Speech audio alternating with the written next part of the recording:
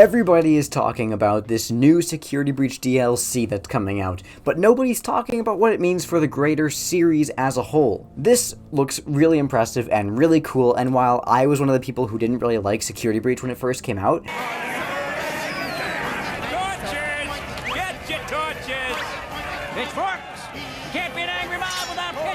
I think this could save it. That being said, there's a few huge problems that could potentially doom this DLC, and I think we should talk about them before it's too late.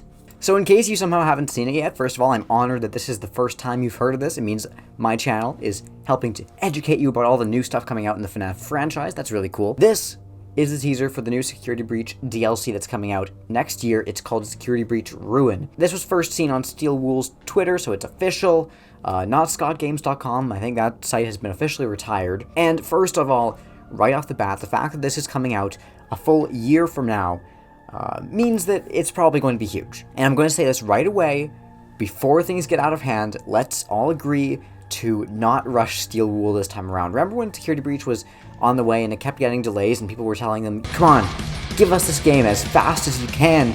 Okay, maybe not in those words exactly, but kind of along those lines. I think this time we need to make sure we don't try and rush SteelWool as they're creating whatever this DLC is going to be, because it looks really cool and I would hate to see it rushed and see its potential wasted.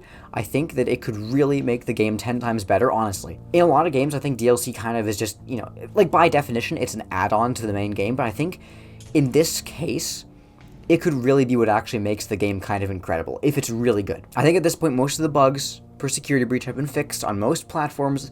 PS4, I think, has been a bit iffy, but I haven't played it on that, so we'll leave that to people who have. But I think it is about time to start looking at DLC, and I think if they're going to do something that looks to be as huge as this, that's fine with me. And I actually cannot wait to see what it is. But what do I think this will be? Well, let's take a look at the actual teaser itself, because there is a lot here and very little context around it. First of all, the DLC is free, so if you own Security Breach, you can get this for absolutely free, no cost to the actual game, which makes me think that it might actually be important to the main game story. See, if they made this DLC paid, that would make me think, okay, it's kind of secondary, it's kind of on the side, but with the fact that it's free, you can get it as long as you have the main game, that makes me think this has something that's important to the main game story. I mean, nothing here looks like it would be non-canon, like it would be something, you know, that doesn't actually affect the main game's story. In past DLCs, like FNAF 4's Halloween Edition, Sister Location Custom Night, and I think Ultimate Custom Night was supposed to be a DLC for FNAF 6 as well, it's all kind of been side stuff. FNAF VR kind of changed that up. While most of FNAF VR's DLC, Curse of Dreadbear, wasn't terribly important to the main story either, there was some parts of it that were very important. It's where we first saw Vanny's mask from this game. So there is precedent in the past for this series having canon material in its DLC, and especially here, it certainly looks like we're going to be seeing something important. Okay, finally, let's actually take a look at the meat of this poster. Let's just go from the bottom up. First of all, obviously, we have this new character here in the middle. I'm assuming this is going to be our playable character, although we kind of thought the same thing about the security guard Vanessa when we first got that teaser. For the main game of Security Breach, we thought she was going to be playable. Turns out, no. There might have been intentions for her to be at some point, but maybe it was scrapped for time reasons.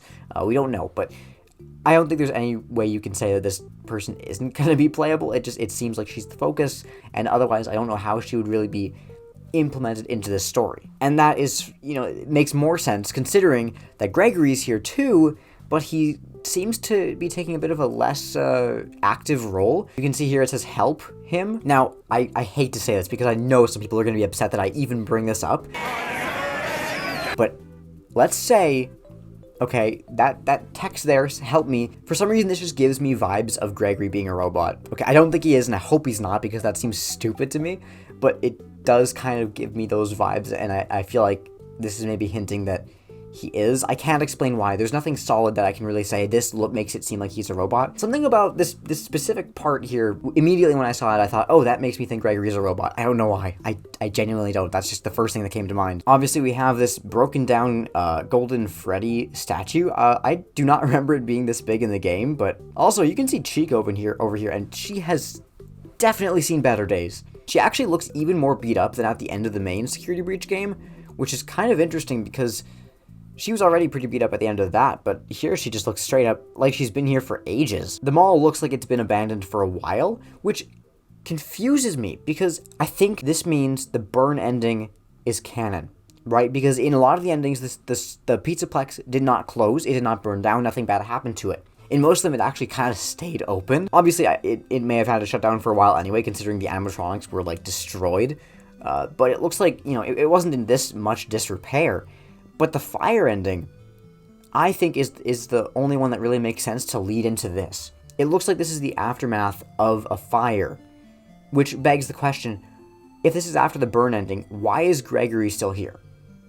He, in every ending that I can remember off the top of my head, he leaves the Pizzaplex, so I don't know why he's still in here. Potentially lending to the fact that he is a robot, because otherwise I don't know why he would come back. Maybe for Freddy, if it's one of the endings where Freddy stays in the Pizzaplex. I don't know, but to think that he is maybe, like, perpetually trapped here because he's actually a part of the Pizzaplex, he's a part of it as one of the robots, that would make sense to me. In a completely not making sense sort of way. Also, what is that? Those... Okay, that... I know it's literally just 2 dots, but that looks like eyes to me. I'm sorry. I'm really glad they're doing this for free, considering that, you know...